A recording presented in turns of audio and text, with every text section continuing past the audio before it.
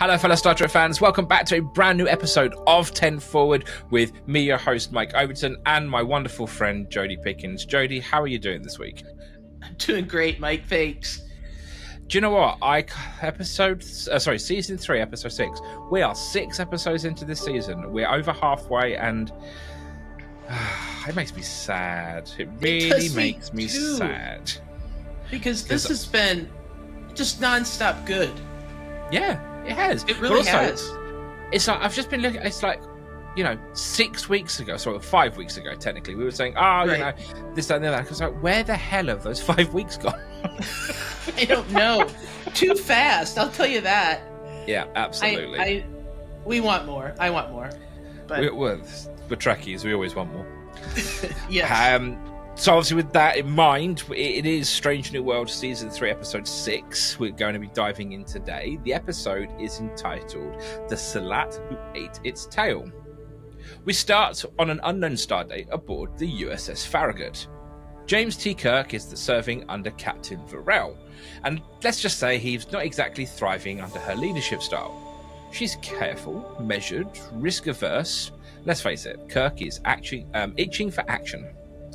They're in orbit of a planet, Halcyon 4, running a survey when Kirk suggests that they go in closer, boots on the ground close. Varel instantly shuts him down. And that was when it happens. Completely out of nowhere, a massive energy beam slams into the planet. This isn't a natural disaster, it's surgical. Precise planetary destruction. Within moments, Halcyon 4 is gone, and the Farragut is battered by a blast wave. Systems are failing, crew is injured, Captain Varel is critically wounded, and in the chaos, command falls to Kirk. And just when things couldn't get even more dire, salvation arrives. It's the USS Enterprise. Pike wastes no time. He beams over and awaiting, which is Spock, Uhura, Chapel, La'an, and Scotty. Scotty heads straight to engineering and Chapel to sickbay, and the others head to the bridge. Uhura manages to punch through the communications interface, opening a channel to Pike. Kirk explains the situation.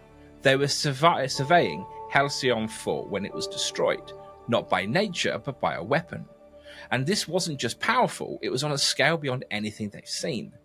La'an mutters a chilling phrase, destroyer of worlds. Before they can piece together a plane, comms drop, sensors go haywire, and, it's on them. The alien vessel responds by destroying Halcyon 4. This thing isn't just big, it's massive. Dwarfing the Enterprise, it's part ship, part living organism, and in seconds lunges forward and swallows the Enterprise whole. From here, the episode splits into 2 high-stakes survival stories. One inside the belly of the beast, as it were, and the other outside trying to mount a rescue. Inside, the Enterprise is, ensnared in kind of strange digital vines. Systems are down, life support's running on fumes, and if that wasn't bad enough, hostile boarders appear, tall, armoured, and seemingly impervious to phaser fire. Pike sends teams into the ship's corridors, searching for a way to break free, and that's when Pelia steps in, with one of the most delightfully absurd and completely on-brand solutions that we've seen in Trek in such a long time. She digs through her quarters, which look exactly like an antique shop exploded, and emerges with an Atari 2600 game console and a whole set of rotary telephones. Why? Well, because completely dead ship scenario, hardwire comms is the only way to coordinate across decks. It's old school, it's clunky, and it's perfect. Soon, the Enterprise crew are literally calling each other from section to section. Starfleet kind of meets 1980s hotline. Meanwhile, on the Farragut, Kirk is way over his head. Every choice feels like a gamble. Spock finds him in the ready room, paralysed with indecision, and Kirk admits that he's always wanted the chair, but now he's in it, he's questioning every move. Spock offers some, Vulcan wisdom. The Sehlat who ate his tail. Sometimes command is making decisions in the dark, knowing you might be wrong. He reminds Kirk that he has something a Sehlat doesn't, human intuition. It's quite a kind of grounding moment, and it's that push that Kirk needed. Kirk comes back to the bridge with a new plan, bait the alien. They know it's feeding on a rare mineral, so Scotty will rig up the Farragut's plasma manifolds to mimic that mineral's energy signature. they'll make themselves look like the juiciest target in space and then strike. Inside the alien ship, Pike and La'an are fighting their way to a massive umbilical connection that's draining the Enterprise's systems. The corridors are full of toxic gas, so they're in masks dodging enemy fire when they finally reach the umbilical. They pump it full of barium, basically giving the alien a case of kind of like cosmic food poisoning. The Enterprise breaks free, but the aliens turn their attention straight to the Farragut. Kirk's trap is set. He orders the nacelles to be detached, luring the aliens into striking. And at a perfect moment, the Farragut fires, hitting the ship's most vulnerable point. There's a blinding explosion and the alien ship's gone. The danger is now over. Well, kind of so it seems. In the aftermath, scans show something chilling. The alien vessel was carrying over 7,000 life signs and they're all gone. Pike and La'an find the downed enemy border, and as Pike kneels beside him and removes his helmet, revealing not a strange alien species, but a human face.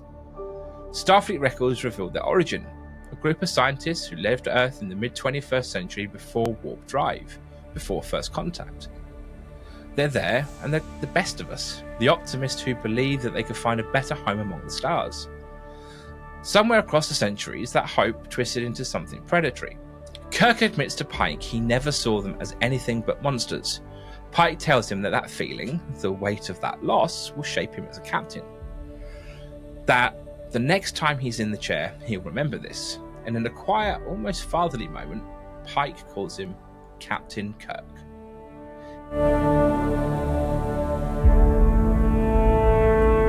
Jodi, do you know what? I know I said last week's episode was my favourite of the season. This week blows that one out of the water. This is now my new favourite episode of the season. I'm going to be guessing that I'm going to be saying that every week now for the next 4 weeks. Do you know what? But that's not a bad thing. It's not a bad thing at all. We're getting great Trek. That's the bottom line. We're getting we're getting the best of the best. TV, not just great Trek. We're getting great TV as a whole. Do you know what? There's so much to like in this episode. For me, I think the thing I really liked the most is that we're still in Starfleet, great, but we're on a different Starfleet ship now. You know, the Farragut is a ship we've only kind of seen in passing. Right. The fan home model, which came out, I was not too fussed about, as anybody who's watched the Dry Dock will know. But actually, I really enjoyed seeing it this week, and also being aboard it. And of course, that graphics nerd in me was really excited to see. Oh, look, it has a blue user interface, like they did in the TOS movies, and blah blah blah. So yeah, I just thought there was lots to like, and it was very clever reuse of Enterprise sets as well. Yes. So my thinking is that this is a lower budget episode, and they're saving that budget for something else. Well, because if they've not had to design new sets, and they've kept the same sets, and they've only got to, update some graphics and, set dress for the worst eventuality. I'm hoping that budget gets put to good use somewhere else in this season coming forward, but we'll have to wait and see. We'll have to. I mean, they really did give us something unique in the two ships back and forth, and I think for me, that's what's to like about this episode is the writing, the acting, the directing, the layers of story and character development we got in this episode. Oh my gosh, top tier. Yeah. Like you said, television, but really it's top tier Trek storytelling. And I mean, Valerie Weiss, I think I'm saying her name correctly. If I'm not, I apologize, but I just think the directing was done so well in giving us the two ships, the dual storylines, and then all of that character layered storytelling.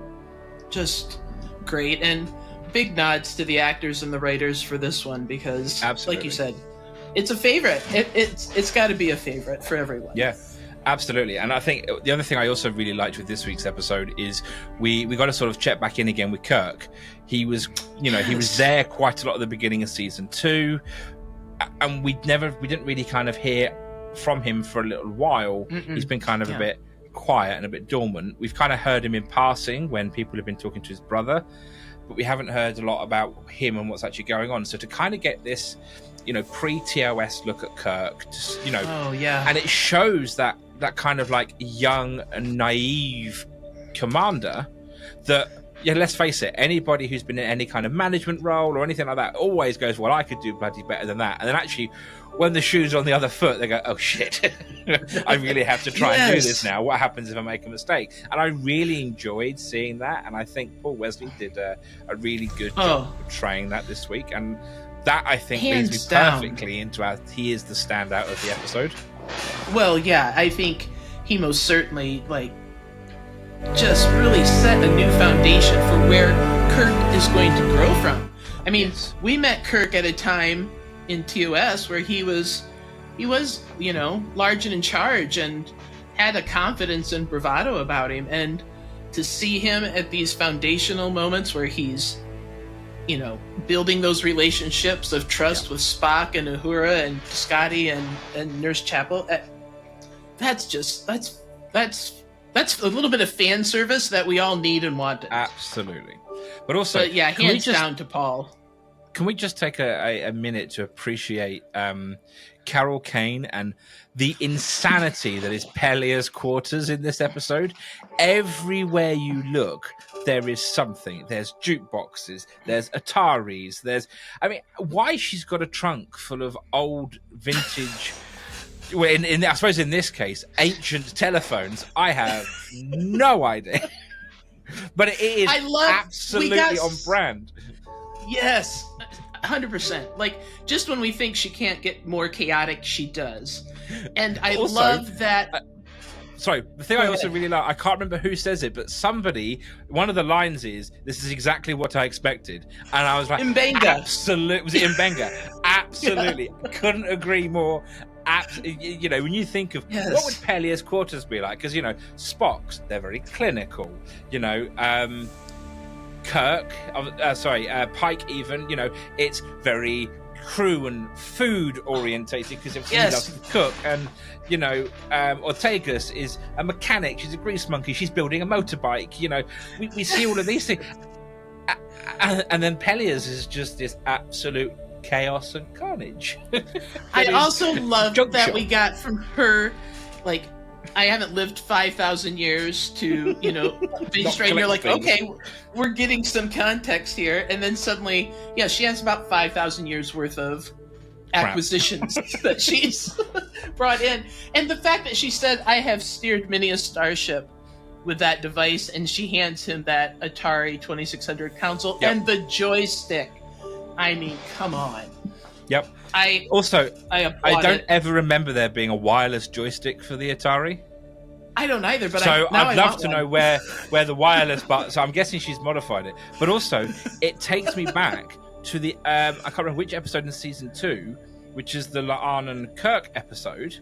Oh yes, where they track her down, and her, and was it a barn she was living? Anyway, whatever. No, it was a storage. It was like a warehouse. Storage. Whatever it was. Yes. Was exactly the same. So we know in 250 years she has not changed a bit. Nope. This is core Pelia, and I am here for every moment of it. Absolutely. Like I said before, I love the character development we are getting even in these snippets, but this was a moment with her, and we needed it. We absolutely needed it. I'm hoping somebody does a mad deep dive, frame by frame, of everything in Pelia's quarters, because I am so down for that. Is it York? Yeah. I'm sure York will do one, but I am so down for absolute. I want all of those Easter eggs. Yes, but yes. Standout, I think, is Paul Wesley as Kirk. Absolutely nailed it. Absolutely nailed it. Absolutely.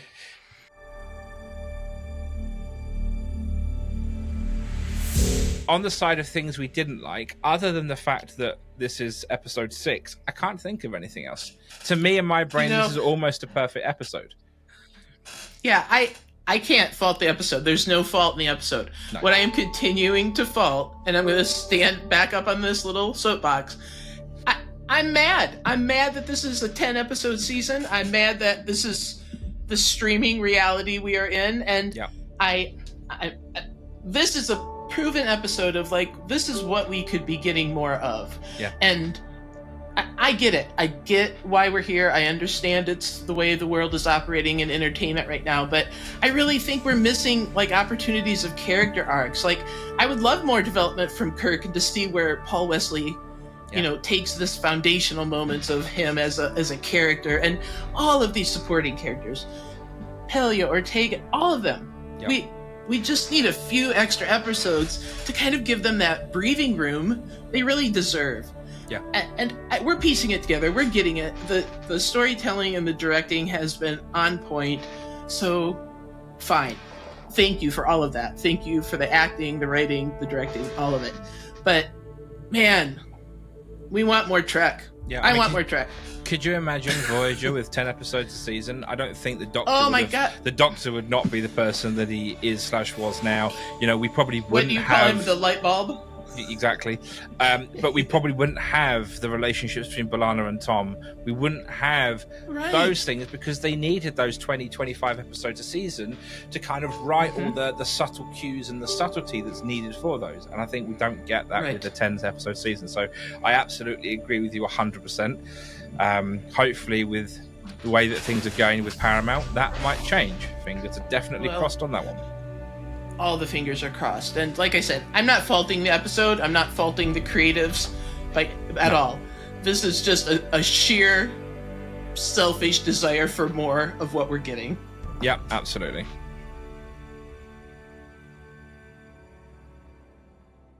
So, with that being said, then let's sum up the episode. The episode is a major milestone on the evolution of James T. Kirk. Still very early in his career, we start to see glimpses of that legendary captain that he will become, with sharp instincts, decisive thinking, and a willingness to take risks that are beginning to shape his command style. His interactions with Spock, Chapel, and Scotty are, well, they're more than just fun callbacks. They feel like the groundwork for the relationships that will eventually define the original series crew. Spock and Kirk's dynamic really begins to take form here. Whilst they have obviously met previously, this is the first time we actually see them working together in a crisis, balancing logic with instinct and subtly building a trust that will make them one of Trek's most iconic duos. We also get an interesting early tension between Kirk and Scotty. Their future loyalty to one another is legendary, but in this episode, it doesn't skip the hardest part. It shows that respect has to be earned, and in a smart move, it adds depth to both of these characters. Meanwhile, Pike proves that he's still the heart of the show. Whilst Kirk takes a larger role this week, Pike remains a commanding presence, leading with the resolve and, well, creativity that as he and the Enterprise crew face a dangerous situation head on. His moments with Una, Lan, and Pelia remind us of just how strong the ensemble really is. What elevates the episode beyond the action is the twist. The supposed alien threat that turns out to be human descendants of Earth's astronauts who left after World War III. It's a classic Star Trek move, forcing the audience to reckon with the uncomfortable truths of moral complexity. Rather than just leaning into faceless villains, the story challenges us to consider how easily hope can be curdled into something far more dangerous. With standout performances, sharp writing, and excellent production design, The Sehlat Who Ate Its Tail is a standout entry that blends legacy building with ethical tension. It pushes the season forward whilst deepening our connection with both new and familiar faces, and proves that Strange New Worlds can walk the line between honouring the past and boldly going where no one has gone before. Thanks ever so much for tuning into this week's episode of 10 Forward. Remember, you can catch up with more Clonestar podcast at our Patreon, as well as making sure you hit that like and subscribe button down below and hit that little bell icon so you get notified when we upload the next episode next week. But until next time, live long and prosper.